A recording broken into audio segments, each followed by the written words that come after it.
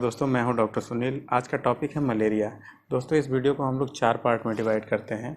Malaria क्या है, ये कैसे फैलता है, इसका कारण क्या है और इसमें लक्षण क्या क्या आते हैं, और लास्ट में इसका प्रिवेंशन मतलब बचाव, इसके बचाव के लिए क्या क्या करना चाहिए।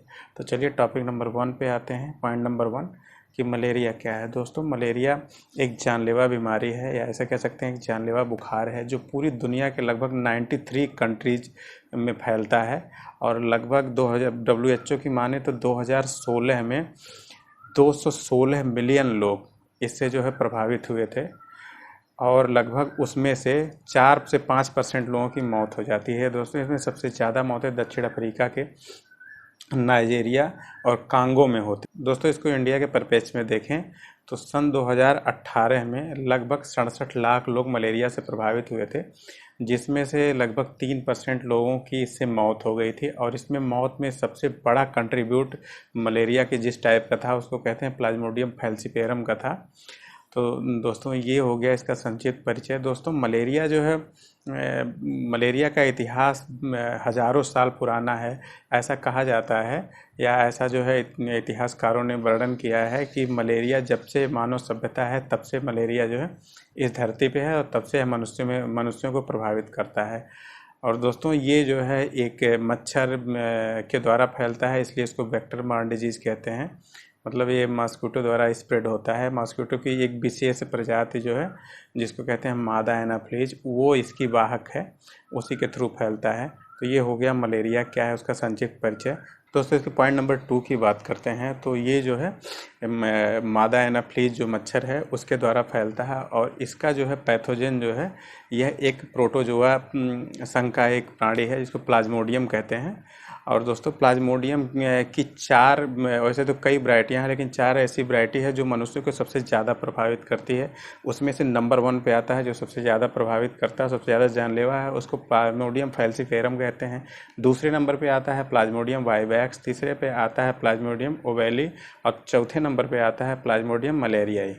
तो दोस्तों ये जो प्लाज्मोडियम की 4 प्रजातियां हैं ये मनुष्य को सबसे ज़्यादा प्रभावित करती हैं। इसमें सबसे जानलेवा है प्लाज्मोडियम फैल्सिपेरम।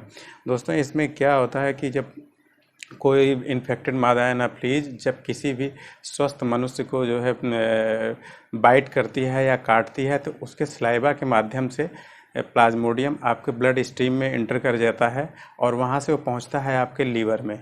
आपके लीवर में मैच्योर होने के बाद वह फिर से आपके ब्लड स्ट्रीम में आ जाता है, और जो रेड ब्लड सेल होती है RBC, या उसको लाल रक्त कणिकाएं कहते हैं, उसको टारगेट करता है और उनको नुकसान पहुंचाता है, जिससे मनुष्य में रक्त अल्पता मतलब एनीमिया हो जाता है। दोस्तों इसकी जो लाइफ साइकिल है वह 48 से 72 घंटे में पूरी होती है, इसलिए रोगी को हर दिन लगभग एक निश्चित समय पे तेज़ कपकपी के साथ बुखार के सिम्टम्स आते रहते हैं।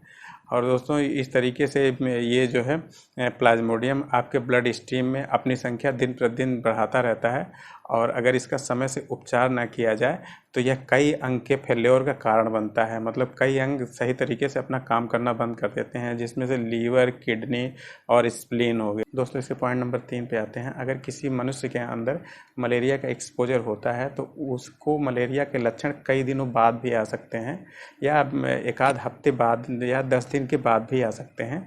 इतना टाइम लग सकता है उसको प्राइमरी स्टेज के सिम्टम्स आने में या लक्षण आने में।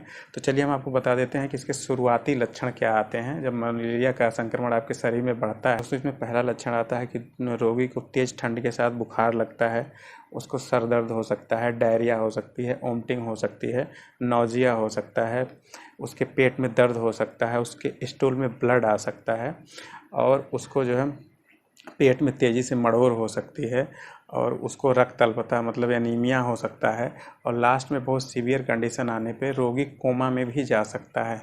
और ऐसा कोई भी लक्षण अगर दिखाई दे तो आप जो है तुरंत इमीडिएट अपने डॉक्टर से कांटेक्ट करें, और ख़ुद से तो इसमें जो है दवा लेने की कोशिश ना करें। इसकी दवा तो बहुत प्रचलित है, इसमें हाइड्रोक्सीक्लोरोक्विन जो है सबसे प्रभावी दवा मानी जाती है और दिया जाता है, लेकिन आप जो है इसको बिना डॉक्टर की सलाह के ना लें। तो दोस्तों ये हो गए इसमें प्राइमरी सिम्टम्स क्या क्या आते हैं। अब हम आपको पॉइंट नंबर 4 बताते हैं कि इससे बचा कैसे जा सकता है। दोस्तों जैसा कि कहा जाता है कि prevention is more better than cure, तो आपको हम बताते हैं कि इससे बच कैसे सकते हैं। तो दोस्तों हिंदुस्तान का जो पूरा हिंदुस्तान है, इसमें लगभग 90% जो इसका क्षेत्रफल है वह इसके प्रकोप से प्रभावित रहता है। तो दोस्तों आप जो है इससे बचेंगे कैसे, ये हम आपको बताते हैं जो इसका प्राइमरी प्रिवेंशन का तरीका है। पहली बात तो आप जो है अवॉइड करें ऐसे जगह ट्रैवल करने से जहां मच्छरों का प्रकोप बहुत ज़्यादा हो। खासकर दोस्तों हिंदुस्तान में 4-5 ऐसे स्टेट हैं जहां पे मलेरिया का प्रकोप सबसे ज़्यादा होता है, जैसे मध्य प्रदेश हो गए, छत्तीसगढ़ हो गए, मिजोरम हो गया, आसाम हो गया, उड़ीसा हो गया। दोस्तों इन सब जगहों पे मलेरिया का प्रकोप ज़्यादा होता है, तो अवॉइड करें कि ऐसी जगह पे जब मलेरिया का सीज़न चल रहा हो, खासकर मई जून जुलाई इस टाइप के सीज़न चल रहे हों, खासकर बारिश का सीज़न, तो अवॉइड करें कि ऐसी जगह पे ट्रैवल करने से। अगर ट्रैवल करना बहुत ज़रूरी हो ऐसे जगह पे या आप वहीं के मूल निवासी हों, तो आप जो है अपने कोशिश करें कि आपको मच्छर ना काटें। और दोस्तों इसके लिए सबसे सही तरीका है कि आप जब भी सोएं तो मच्छरदानी नेट लगा के सोएं। दोस्तों इसके अलावा मच्छर के काटने के अलावा 2-3 और कारण हैं मलेरिया से इन्फेक्शन के, वो हम आपको बता देते हैं। जैसे किसी व्यक्ति को ब्लड ट्रांसफ्यूजन किया जा रहा है या उसको ब्लड चढ़ाया जा रहा है, तो हो सकता है अगर उसको मलेरिया से इन्फेक्टेड ब्लड चढ़ाया जा रहा हो तो ये भी एक ट्रांसमिशन का कारण बन सकता है। और दोस्तों कई बार क्या होता है कि किसी गर्भवती महिला को मलेरिया का इन्फेक्शन है, तो उससे उसके बच्चे को भी at a birth time infection हो सकता है। ऐसे मलेरिया को कंजेनाइटल मलेरिया भी कहते हैं। और दोस्तों अगर किसी को आर्गन ट्रांसप्लांट हो रहा है, जैसे किसी को किडनी किसी इन्फेक्टेड पर्सन ने डोनेट किया जो मलेरिया से पहले से इन्फेक्टेड है, तो जिस पर्सन को किडनी इम्प्लांट किया जा रहा है उसको हो सकता है। और एक और कारण है, हालांकि ये जो है अब बहुत कम हो गया है, इन्फेक्टेड सुई या निडल से अगर किसी इन्फेक्टेड पर्सन में उस सिरिंज या निडल का इस्तेमाल किया गया है और उससे जो है एक स्वस्थ व्यक्ति को भी इंजेक्ट किया जाता है, तो इससे भी ट्रांसमिशन के चांसेज रहते हैं। ये सारे जो कारण मैंने बताए हैं लास्ट में, जो बिना मच्छरों के फैलने के, ये इसकी परसेंटेज बहुत ही कम है, ना के बराबर देखने को मिलती है। तो दोस्तों ये हो गया मलेरिया के बारे में।